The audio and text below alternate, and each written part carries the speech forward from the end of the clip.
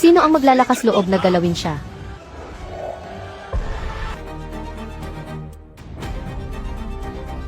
Ang itim na damit na may gintong sinulid. Sinawang tae siya ng samahang anino.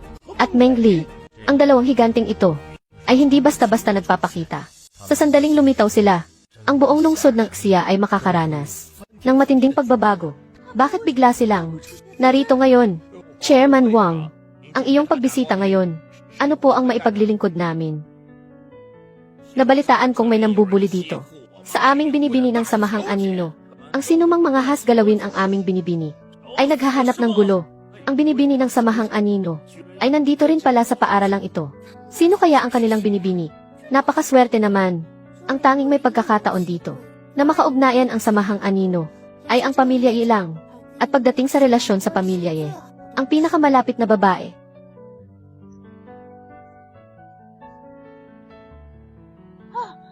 ay walang iba kundi si Lu Yuru.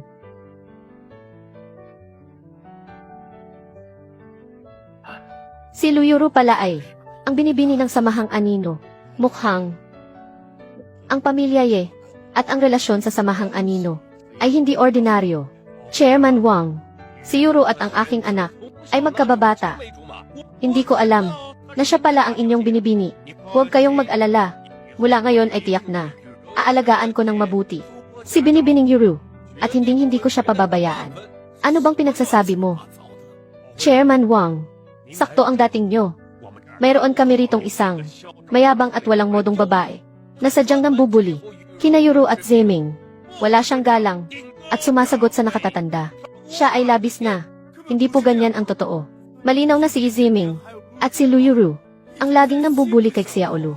Lin Xiaolu, ang ipinakita mo ngayon ay talagang humanga ako. Pero sumobra ka na. Inabala mo ang samahang anino. Hindi na kita kayang protektahan. Samahang anino. Sakto. May itatanong din ako sa kanila. Mamamatay ka na nga, matigas pa ang ulo mo. Dinamay mo pa sina papa, mama at ate sa binibini ng samahang anino. Kaya ang pamilya Lin namin ay mapapahamak din. Lin Xiaolu, ikaw na lapastangan. Bakit hindi ka pa humingi ng tawad kay Chairman Wang? At sa pamilya gusto mo bang makita ang pamilya Lin namin naubusin ng samahang anino bago ka masiyahan? Matagal ko nang pinutol ang ugnayan sa inyong pamilya Lin. Sino ba ang kapamilya nyo? Ikaw, kung alam ko lang na ganyan ka. Walang modo. Sana hindi na kita sinundo mula sa probinsya. Gusto mo bang itulak ang pamilya Lin sa kapahamakan bago ka masiyahan? Ang nagtulak sa pamilya Lin sa kapahamakan ay kayo, mga walang hiya. Hoy, ikaw na, walang utang na loob. Tingnan mo, papatayin kita sa suntok.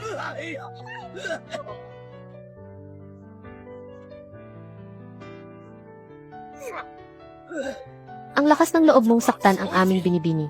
Matandang lapastangan, naghahanap ka ng sakit ng katawan.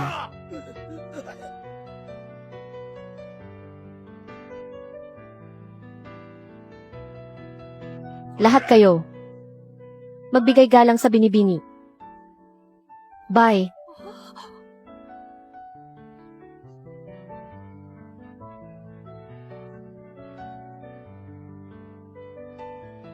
Ang binibini ng samahang anino ay si Lin Xiaolu pala.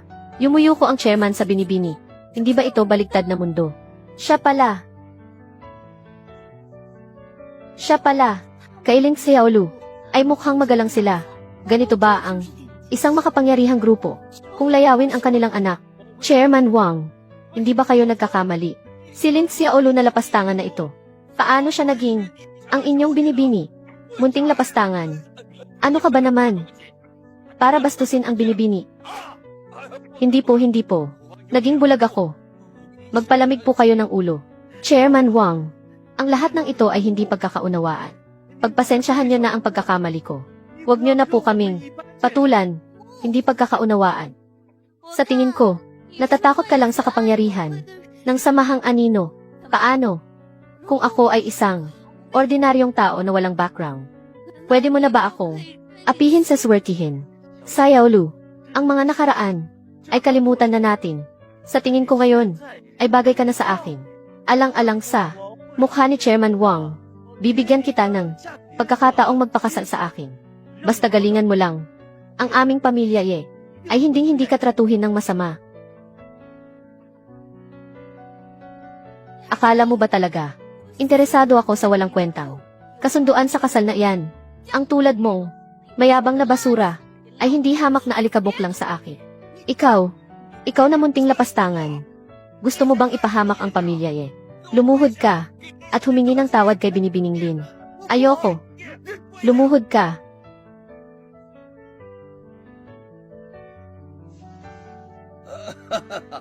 Xiaolu, sabihin mo na sina Chairman Wang pala ang kumuha sa iyo bilang binibini. Bakit hindi mo sinabi agad sa amin? Para naging masaya kami para sa iyo. Nak Xiaolu, tayo ay iisang pamilya. Tingnan mo kung kailan ka libre. Imbitahan mo ang dalawang chairman na kumain sa bahay. Ako at ang inyong pamilya Lin ay matagal ng putol ang ugnayan. Sino ang kapamilya nyo? Hay naku, nagsasalita ka na naman ng galit. Pero tayo ay magkadugo at magkamag-anak. Kahit baliin ang buto, ay magkarugtong pa rin ang litid. Nga, yung mga sinabi namin noon, ay dala lang ng galit. Kaya huwag mo sanang dibdibin yon. Kanina lang pinipilit nyo akong lumuhod at humingi ng tawad. Bakit ngayon ay umaarte kayo? Nang dulang magkadugo. Kung hindi kayo bigyan ng Oscars, ng gantimpala para sa pinakamahusay na aktor, ay sayang naman. Nag-aalala lang sina papa at mama sa iyo. Bakit ka ganyan? At ikaw naman, ang mga plastik na tulad mo, ay madalas ko nang makita kapag naglaro ka pa ng apoy sa harap ko. Humanda ka kapag nakita kita. Ikaw, tara na. Atras na tayo.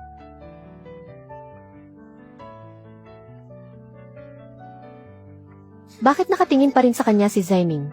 Lin Xiaolu, humanda ka. Tuturuan talaga kita ng leksyon.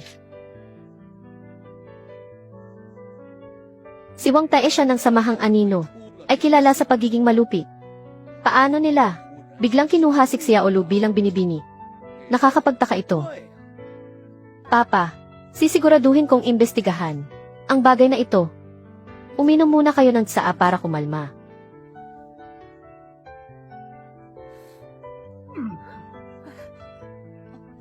Bakit mapait at mapakla? Ano ba itong tinimpla mo? Manang Li. Ang tsaa ngayon ay iba ang lasa. Paano ka ba magtrabaho? Noong nakaraan, ang tsaa sa umaga at gabi. Noong nandito pa ang binibini, ay siya mismo ang nagtitimpla. Alam niyang hindi maganda ang tulog niyo. Kaya nilalagyan niya ng longan at honey. Pampakalma daw at pampaginhawa. Ako naman, ay ginaya ang pamamaraan niya. Pero, hindi ko makuha ang ganoong lasa. Papa, uminom kayo ng tsaa.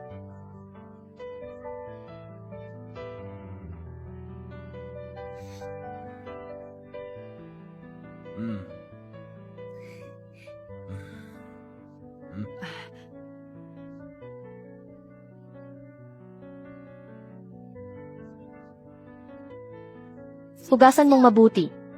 Anong tinitingin-tingin mo? Bilisan mo ang paghugas. Lakasan mo pa. Hindi ka ba pinakain? Dahan-dahan lang. Wala ka talagang ingat. Bilisan mo ang pagmasahe.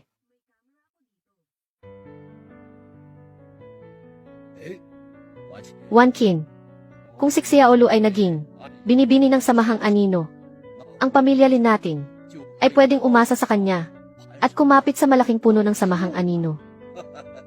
Nga, bakit hindi ko naisip yon? Kapag mayroon tayong ganitong koneksyon, sino pa ang mga ngahas na maliitin ang pamilya Lin? Pero babalik pa kaya siya? Ang tubig na pula ni Xiaolu ay galing sa pamilya Lin. Hindi niya matatakasan ang ugnayang ito. Tiyan ay, puntahan mo ang ate mo at pauwiin. Sabihin mong namimiss na siya ni na papa at mama. Pauwiin mo siya. Ayoko papa, hindi ako pupunta. Napakasungit ni ate. Sasaktan niya ako. Tiyan ay, nakasalalay dito. Ang kinabukasan ng ating pamilya. Tunay na kapatid mo siya. Hindi kanya totoong sasaktan. Sumunod ka at pumunta na. Sige na, pumunta ka na. Anong problema? Chairman, saan kayo pumunta? Nababagot ako sa paaralan kaninang umaga. Kaya lumabas ako para magpahangin. Bakit? Naku, bumalik na po kayo. Gabi na. At nag-iisa kayo sa labas. Delikado po dyan. Noong araw, nang nag-iisa ako sa kalsada, gamit ang aking mga kamao, pinabagsak ko ang 10 tao. Hindi ka pa nga ipinapanganak noon. At tumutulo pa ang sipon mo. Ngayon ay nag-aalala ka pa. Papunta na ako. Pero babae na po kayo ngayon. Tama na, ibababa ko na. Ang dami mong sinasabi. Lin Xiaolu. Lu Yuru. Anong gagawin mo na naman? Ano ang karapatan mong akitin si Zeming? Nagsama ka pa ng maraming tao para harangin ako dahil lang sa kanya. Hay naku, huwag kang mag-alala. Sa lalaking yon na masyadong bilib sa sarili. Wala akong interes na agawin siya. Ikaw, ang lakas ng loob mong pagsalitaan si Zeming. Walang ibang tao dito. Tingnan ko lang ang gagawin mo ngayon. Sugurin niyo siya. Kinalaban mo ang hindi dapat kalabanin. Maghintay ka sa gulo mo.